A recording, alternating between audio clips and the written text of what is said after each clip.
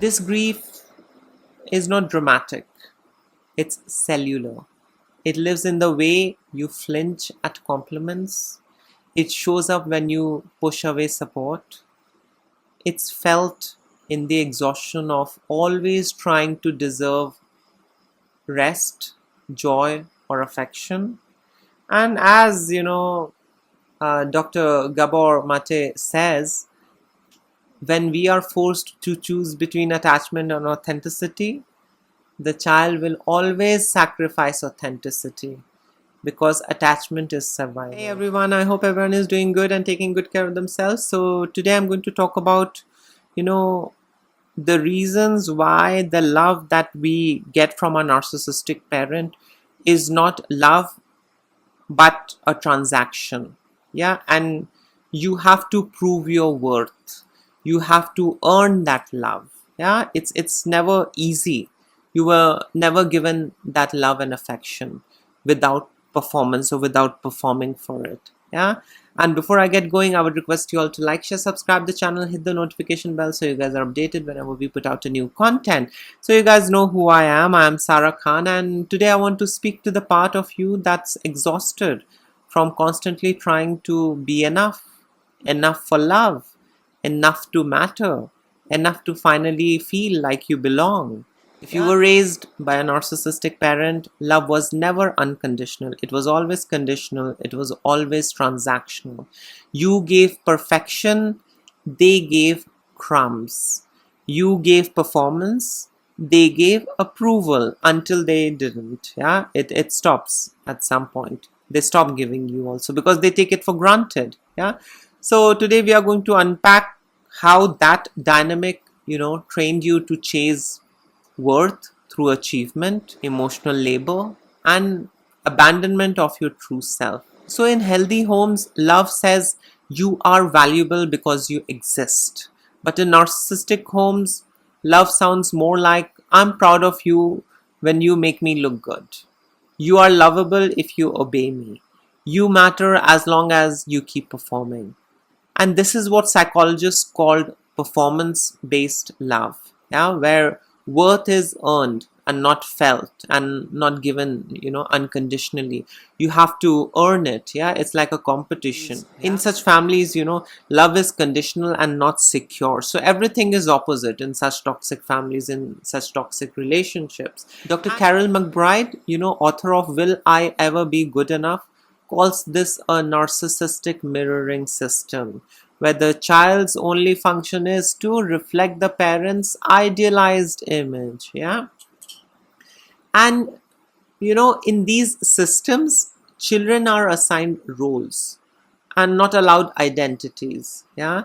So, I mean, you might have been, either the golden child whose role was to shine, succeed, perform, or the scapegoat who absorbed the family's shame, failure who was the punch bag, the invisible child who stayed silent to avoid emotional punishment. No matter what the role, you were put into, love was never about you, isn't it? I mean, it was all about what you did for them. Yeah. I mean, you were either loved for being the golden child or loved for being the scapegoat or loved for being the invisible child. Yeah. So it was always attached to the role assigned to you. You were loved accordingly. Yeah. It was never, unconditional love that you get to experience when you are raised by a healthy parent. Yeah. In healthy families, no matter the role, you are loved. You don't need to get into any role. You are loved the way you are. Yeah. And in these toxic families, the message is pretty clear and loud. A lot of us choose to ignore and brush it under the rug, but the messages are very clear in such families, and the messages are that you are only as good as your last performance. That's it. If you are going to underperform, you're a worthless piece of shit. If you are unable to do better than last time, you're lazy, you're useless, you're ungrateful. And to tell you honestly, when love is conditional, the child literally becomes addicted to, proving worth through doing. The child is conditioned and trained to keep proving his worth by doing, by performing. So when a child is raised in a family where love is conditional, the child becomes addicted to, proving worth through doing.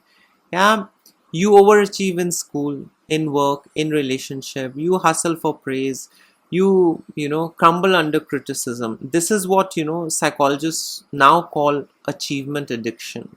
Yeah, it's like a cycle. You keep doing, you keep doing, you keep doing, you are addicted to it. Yeah, and this is what, Dr. Alfie Kohn, author of, Punished by Reward, writes that when children are praised only for achievement, not for who they are, they internalize the belief that their value is external, fragile, and conditional. And what happens when the praise is withheld? Shame, self-loathing, and identity crisis. Yeah. So, I mean, when you are exposed to conditional love, you're addicted to achievement. And that's how you keep the relationship going. That's how you live the relationship. You survive the relationship. And let's understand it, with the help of attachment theory. So most children of narcissistic parents develop disorganized or avoidant attachment style. And I mean, for you guys to understand better, disorganized attachment style is, where you crave love but fear it. You don't trust it, because in the childhood, love came with punishment. The other attachment style that we get to see, in the kids who are raised by narcissistic parent is, avoidant attachment style, where you distance, from vulnerability, you act self-reliant, because depending on someone felt unsafe, even dangerous. So in adulthood, you don't know how to receive without guilt. In adulthood, you sabotage relationships that feel, too intimate. You seek high achieving partners or become the high achiever yourself just to feel enough. And to tell you honestly, this isn't dysfunction. This is pure adaptation. The kind of environment you grew up in, this is a kind of an adaptation to survive. Now, when narcissistic parents train you and groom you to earn that love, win their love, prove your worth, when you are raised, in such an environment where you had to perform, prove your worth, win their love, you know, all of that affects your adulthood as well. Yeah. It shows up in your adult life in a lot of weird ways. Yeah. So let's break this down. Here is how this trauma, shows up in adult survivors. The first way is people pleasing as currency. So you overextend, over apologize, over deliver, because love was something, you had to earn, and it was not easy. So in order to earn, a sure short way to earn was to overdo, over deliver, over apologize. Yeah.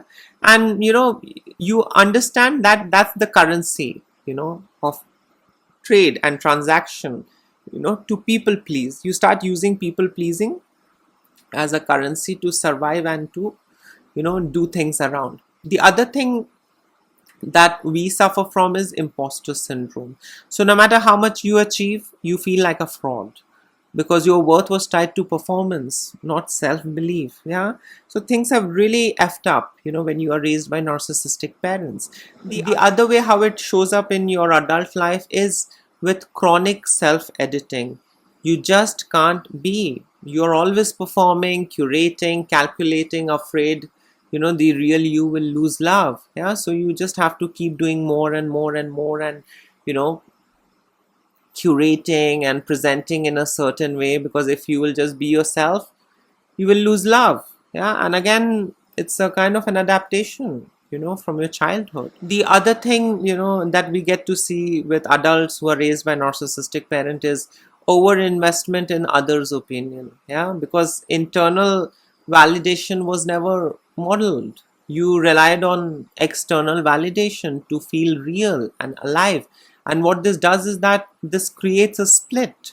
So your public self performs and your private self simply withers away. There's another thing that we get to see with the survivors of narcissistic parents who had to constantly prove their worth, earn their parents' love. There's a grief, most survivors don't have words for. The grief of never being loved just for being, of always needing to do to receive care, attention, or safety. This grief is not dramatic, it's cellular. It lives in the way you flinch at compliments. It shows up when you push away support. It's felt in the exhaustion of always trying to deserve rest, joy, or affection. And as Dr. Gabor Mate says, when we are forced to choose between attachment and authenticity, the child will always sacrifice authenticity because attachment is survival. Now let's get scientific. Neuroscience shows us that trauma alters brain structure. Amygdala becomes overactive, always scanning for rejection or criticism. Hippocampus, memory processing becomes fragmented, which is why emotional triggers can feel overwhelming or out of context. The prefrontal cortex, impaired self-regulation makes it hard to feel, calm, confident, or worthy, without earning it. Yeah. And if you have been following the work of Dr. Bessel van der Kolk, and I mean the beautiful book that he has written, The Body Keeps the Score, this kind of trauma embeds itself in your body and brain and not just your memories. So you are not just anxious, you were trained to associate safety with performance and danger with authenticity. So this is the kind of conditioning that you are put through when you are raised by narcissistic parents. We often find it really difficult to unlearn what we had been believing, and now Sarah is saying this is all wrong, this is not correct. People are saying no, this is not correct. I'm 40, I'm 50, and now people are saying this is not correct. That's how I had survived. That's how I had gathered whatever tiny bit of crumb and validation I got from my narcissistic parents. So you guys must be wondering, why it is so difficult to unlearn. I survived all this while, and now a therapist, a coach, or psychologist is saying this is wrong, these are adaptations. Why it is so difficult to unlearn? And this is because this system was your first experience of love. Yeah? And that's the reason it became your blueprint. The entire system, narcissistic family, narcissistic parent, was your first experience of love. Yeah. And that's how they became your blueprint. Yeah. Even toxic love can feel familiar. Even abuse can feel normal and okay and acceptable because it was your normal. Your baseline was effed up. So you believe that this is all normal. You were made to believe that this is normal. You were never allowed to compare and explore and see good things out there. And, as a result of which, you keep repeating the pattern. You become the caregiver in your relationship or whatever relationship you get in. You immediately take the role of the caregiver. You take on projects instead of partners. Yeah. You reject rest, softness, and presence because they were never, modeled in front of you. Yeah. You always had to perform. You always had to prove yourself. You always had to prove your worth. And that's, how you survived. And you believed all of those, ways to be true. And that is the reason, unlearning this, all of this that you had been believing and doing isn't about, becoming better. It's about becoming free. Yeah. So, it becomes a little challenging. It becomes a little difficult because you never had any healthy role model. As a result of which you believed and you shaped yourself around that belief, and that's how you became, a concatenation of all the trauma responses and adaptations. You are not your own self, no healthy things intact. You are transformed and changed and damaged and scarred neurologically, spiritually, emotionally. And that is the reason it becomes really difficult to unlearn, that I can be worthy if I don't perform, I can exist if I'm not perfect, I can still exist. It becomes really difficult, but it's not impossible. You can, you can retrain yourself. And if you have got a healthy system around you who can help you co-regulate, like a therapist or loved one, a friend, a pet, or whatever, you can unlearn. It takes time, but you can unlearn. Yeah. So if you grew up in a home where love was a kind of a currency that you grew up believing, where your value, dependent on how well you served, performed, or stayed silent, then, to tell you honestly, you were never taught how to receive love if you were treated this way. Yeah. And that's the reason, you kept chasing the wrong things. You were taught to, chase rather than attract. You were constantly in this mode of competition. You had to prove your worth and value, and then you were loved. Yeah. And honestly speaking, none of this is your fault. But now it's your responsibility to remember that you are not a performance, you are a person. And you don't have to, earn your worth anymore, right? You are worthy, and you don't have to prove your worth. You are worthy of love, acceptance, every good thing. You don't have to prove yourself.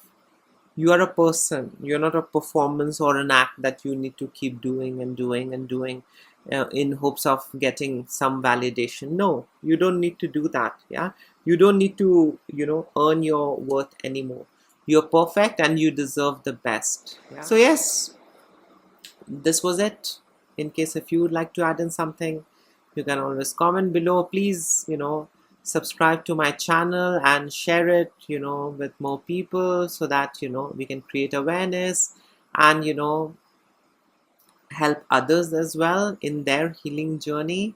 So yes, please take care of yourself. Lots of love and blessings to all of you. Bye.